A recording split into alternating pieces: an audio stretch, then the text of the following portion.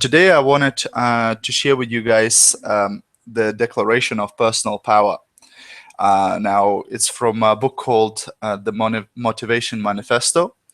And when I first read it, it really, really inspired me. So I wanted to share it with you this Monday morning as well. And hopefully, it will do the same for you guys, just really inspire you and give you some food for thought, really, to think about. About you and your course of action so far, and where you're going. All right, so there it goes. There comes a time in lives of those destined for greatness when we must stand before the mirror of meaning and ask, why, having been endowed with the courageous heart of a lion, do we live as mice? We must look squarely into our own tired eyes and examine why we waste so much time sniffing at every distraction, why we cower at the thought of revealing our true selves to the world, why we scurry so quickly from conflict, and why we consent to play small. We must ask why we participate so humbly in society's frantic race, allowing ourselves into its mazes of mediocrity and settling for scraps of reward when the nature has offered unlimited freedom, power, and abundance to the bold, to the determined, the creative, the independent, to each of us. We must ask if our desires to feel safe and accepted are in fact enslaving us to popular opinion and to boredom. We must ask, when will we be ready to ascend to another level of existence? When in the course of human events it becomes necessary to ask such questions and to dissolve the beliefs and behaviors that have limited us, assuming once more the full powers of our being to which God and the laws of nature have entitled us. A decent respect to humankind requires that we should declare the motives that impel us to exert our strength and to separate ourselves from those who stunt our vitality, growth, and happiness. We must declare our personal power and freedom. We hold these truths self-evident, that all men and women are created equal, though we do not live equal lives due to differences in will, motivation, effort, and habit, that we are endowed by the Creator with certain inalienable rights, that among these are life, liberty, and the pursuit of happiness, but that it is incumbent upon each of us to be vigilant and disciplined should we wish to attain such a vital, free, and happy life. We believe that the greatest of human powers is the ability to independently think for ourselves, to choose our own aims, affections, and actions. For in the hearts of humankind lives a natural instinct for freedom and independence, a psychological predisposition for self-direction, a biological imperative toward growth, and a spiritual joy in choosing and advancing one's own life. It is in the main motivation of humankind to be free, to express our true selves, and pursue our dreams without restriction, to experience what may be called personal freedom. To secure these rights and this personal freedom, men and women of conscience must not consent to be controlled by fear, convention, or the will of the masses. We must govern our own lives, and when our thoughts and actions become destructive, it is our responsibility to alter or abolish them and to institute new habits as the foundations for freer, happier life. We must exert our power, improving how we think and how we interact with the world. When a long chain of self-oppressions and social controls has reduced our strength and independence, it is our right, our duty, to throw off such a life, rise anew, and charge unencumbered through the gates of greatness. We have patiently suffered long enough, hoping that someone or some kind of luck would one day grant us more opportunity and happiness. But nothing external can save us, and the faithful hour is at hand when we either become trapped at this level of life or we choose to ascend to a higher plane of consciousness and joy. In this ailing and turbulent world, we must find peace within and become more self-reliant in creating the life we deserve. This will be a difficult effort, as the history of our actions too often tells a tale of self-injury and unhappiness, stemming from our blind desire to be judged worthy, acceptable, and lovable by people who hardly know our true hearts and powers. And so we have kept ourselves down. We forgot to set clear intentions and standards, and too often fail to voice our desires and dreams.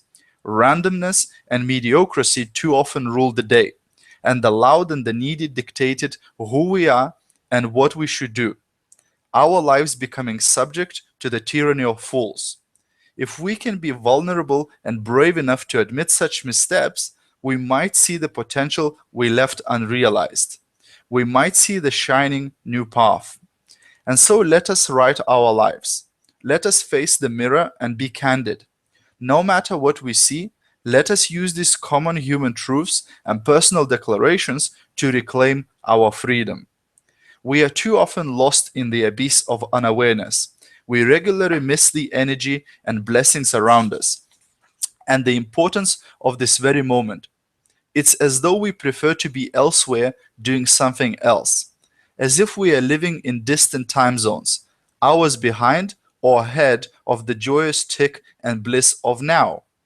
We have forgotten that the natural foe to life is not a distant death, but a present, in the moment detachment from living. Should we wish to be free and alive with full power, we must decide to bring the full might of our conscious mind to the present experience. We must choose to feel again. We must set intentions for who we are, for what roles we wish to serve, for how we'll relate with the world. Without a vibrant awareness, we cannot connect with others or ourselves, nor can we meet the demands of the hour with grace. For this, we now declare, we shall meet life with full power and presence. We have ceded control of our daily lives. Amid incessant distraction, our discipline in pursuing high ambitions has vanished. The wide space of free day seems unfathomable because we have become hypnotized by a false but compelling need to respond to all the needs of others. We are pulled from every angle, torn from meaningful efforts by frivolous pursuits or false emergencies. And we are often unsure how to balance our lives with the needs of those we love. We are too often detached from what is most worth fighting for. Our busy work consumes our day, but it is not our life's work. Most do not feel a stark, stirring life purpose. They don't hunger for it in the morning or orient the day to its pursuit. A life of greater joy, power, and satisfaction awaits those who consciously design their life. For this we now declare, we shall reclaim our agenda. Something inside is sabotaging our natural drive towards freedom. It whines and roars for us to stop whenever we push beyond our comforts, whenever we choose to be authentic and loving in a scary world, whenever we seek to make a difference at the cost of our own position, whenever we desire something magnificent that to obtain would require hardship and work. Our internal demons poison us with worry and fear whenever we might be vulnerable, stunting our growth and vitality. Our destiny is decided by how well we know our demons of doubt and delay, and how well we defend against them, and how many battles we win against them each day of our lives. Without self-mastery, we are slaves to fear. With it, greatness and transcendence are ours. For this we now declare, we shall defeat our demons. Most of us are not maturing fast as we are able to. We are on a constant pause. We wait and we wait to find out who we are, to declare our dreams, to struggle for what we want, to open our lives fully to love and to life. We await personal courage to arise within us, or for society to grant us some ill-defined permission to activate our potential. We have forgotten that courage is a choice, and that permission to move forward with boldness is never given by the fearful masses. Most have forgotten that seeking change always requires a touch of insanity. If taking action before perfect conditions arise, or before we receive permission, is unreasonable or reckless, then we must be unreasonable and reckless. We must remember we are not the sum of our intentions, but of our actions. Bold and disciplined initiative is our savior. It allows us to rise, to leap, to soar to the heights of true greatness. We must not lose the urgency of this moment as it begs for us to begin something grand and important. For this, we now declare, we shall advance with abandon. We are exhausted. All around us, we see faces that look weathered, drooped, stern. We hear conversations that sound increasingly quiet and resigned, like whispers from a tired, disbanding tribe. The emotional energy of the world is flatlining. Well being has been cast aside for wealth. Success favored over sanity. In the process, some have turned cold toward life and toward others. Where is the energized, heightened, exhilarated pulse one would expect from such a chosen and capable people? Why do we not hear more laughter in life? Where is the vibrant, mad fury and passion of the fully engaged human? Where are the people burning with charisma and joy and magnetism? Where is the appreciation for life's spark? We must re examine our attitude toward life. Our supreme duty must be to rekindle the magic of life. For this, we now declare we shall practice joy and gratitude. We compromise too easily when life becomes difficult. Most sacrifice individuality and integrity without a fight, although arrogance prevents seeing this truth. Too many of us believe ourselves strong when a long gaze across our lives would cite a pattern of quitting and or withdrawing too soon. Often, when the loved ones needed us to be strong, or right when dreams were just within reach. For convenience or the wide smile of popularity, we waffle on our word and we give up what we truly believe in. But there is nobility to those who do not let needliness or desperation compromise who they are. We must not follow any impulse to be weak or heartless. Instead, we must have a strong refusal to break, choosing that mighty lift of courage, that soaring commitment to love, that grand ascent to the realm of character that is congruent with our highest values. Freedom and victory belong to those who remain true and strong despite temptation. For this, we now declare, we shall not break our integrity. We are not transmitting or receiving love as we were divinely intended to. We are filtering love rather than feeling it. We fell for the prevailing hysteria that said, protect your heart. And we began to believe that love itself had enemies and needed protecting.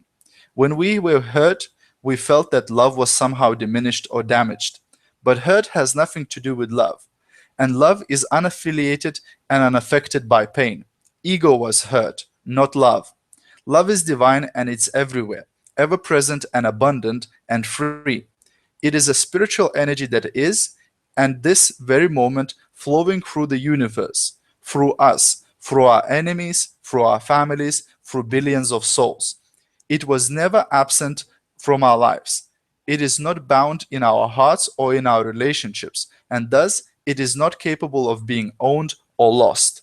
We have allowed our awareness of love to diminish. That's all. In doing so, we have caused our own suffering. We must mature and realize that freeing our mind of ancient hurts and opening once more to love shall give us access to divine strength, to stand emotionally open before the world and give our hearts without fear of hurt or demand of reciprocity. This is the ultimate act of human courage. For this we now declare, we shall amplify love. Generation after generation is failing to hold the line on the ideals and virtues of humanity. The low hum of mediocrity and the heinous pitch of narcissism have replaced what was once the chorus of society singing to virtue, progress, and selflessness.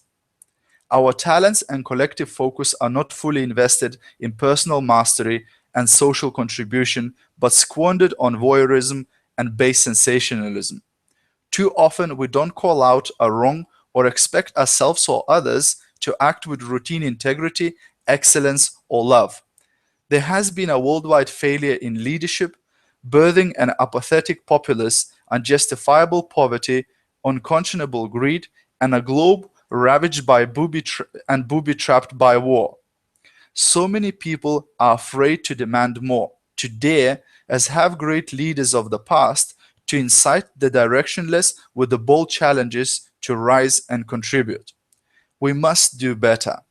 From the squalor of contaminated moral environment must surface a honorable few, unafraid to challenge the direction of the world.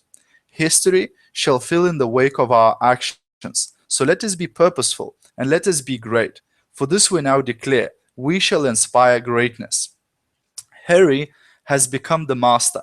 We have stopped sensing the stillness, the stunning fullness and beauty and divine perfection of the moment. Most barrel through life unaware of their senses and surroundings, deaf and blind to the magical qualities of this very moment. We are not supposed to miss it all, this life, but we do, all frazzled, stressed, and stripped away from now. The cost is immense. So many moments blurred by speed and worry and panic, all stacking onto hectic days, all creating the catastrophe of an unexperienced, joyous life. Many can only vaguely remember the last time they laughed so hard it hurt, loved so much it led to a beautiful flood, cheered so loudly it strained their vocal cords, felt so deeply it caused a showering of tears, had such a raucously good time that it became legend, moments fully lived. We must slow it all down, not just to become more present in the singular moment, but also to elongate that moment so that we truly sense it. Life is meant to be a vibrant, deeply felt, growing mosaic of long, meaningful moments. This day is to be enjoyed like a pause at a cool stream during summer's heat. For this, we now declare, we shall slow time. Most of these problems in our lives have been self-imposed. Yet, even when we became conscious of them, we saw change in the most humble terms. We set realistic goals and we work towards achieving them. But fearful of the unleashing our full power, we saw our will fade. We aimed low, and even our mighty efforts were dampened by distraction or the criticisms of a conformist culture.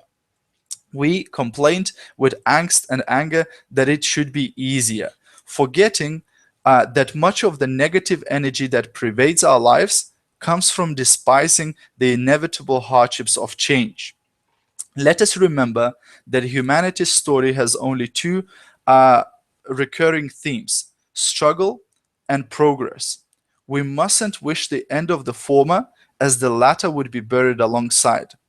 And so let us be clear that the small, complaining, undisciplined part of ourselves, the distracted character wanting nothing but convenience and ease, is unfit to be the ruler of our new destiny. Nor we can allow apathetic, small-thinking men and women to lay waste to our future. We mustn't let social pressures poison our potential. Surely we have warned others from time to time that we do not care what they think or that their judgments of us are unwarranted.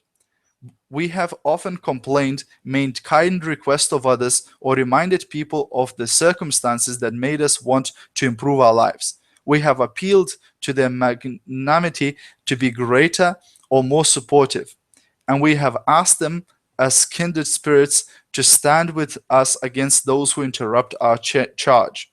Yet too often, others have been deaf to our true voices. They didn't believe in us, support us, or cheer us on when it mattered most.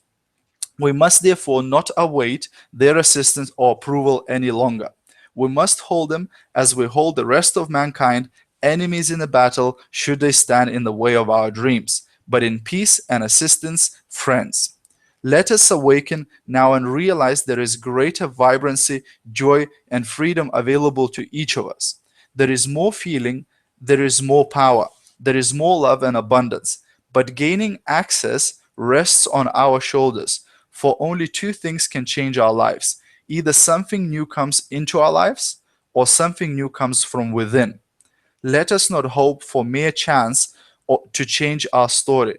Let us summon the courage to change it ourselves. Some will stand in our way, but we mustn't hide or minimize ourselves any longer. Let us believe faithfully that our dream are worthy of any struggle, and that it is our time to be free and to free ourselves and to rise to glory. We therefore, as free women and men of courage and conscience, appealing to our Creator for the strength to live our intentions, do in the name of our destiny, solemnly publish and declare that our lives are, and of right ought to be, free and independent. We declare that we are absolved from allegiance to those who oppress or hurt us, and that all social connection between us and them are and ought to be totally dissolved, and that as free and independent persons, we have the full power to exert our true strength, live our dreams, find peace, create wealth, love openly those who have our hearts, contribute without fear or permission, strive for personal greatness, serve the common good, and do all other acts and things that independent and motivated persons have the right to do. And for the support of this declaration, with a firm reliance on the protection of divine providence, we pledge our lives, our fortunes, and our sacred honor. All right, guys. So this is the declaration of personal power. I hope you found it inspiring. I actually find myself listening to it over and over again on a voice message on my phone.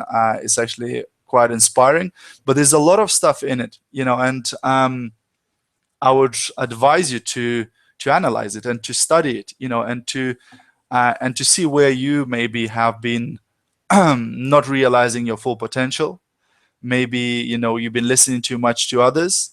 Maybe you haven't been really experiencing life, where you're just busy running around, stressed, etc. So think, find pieces of that that applies to you, and that you might want to just maybe do something about it. Maybe change something and experience more, and enjoy your life more, and feel that you are a little bit achieving more of your potential and what you were meant to do.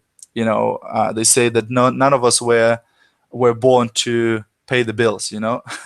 I think all of us were born to do something great, to do something meaningful, and to have a life where we really enjoy it.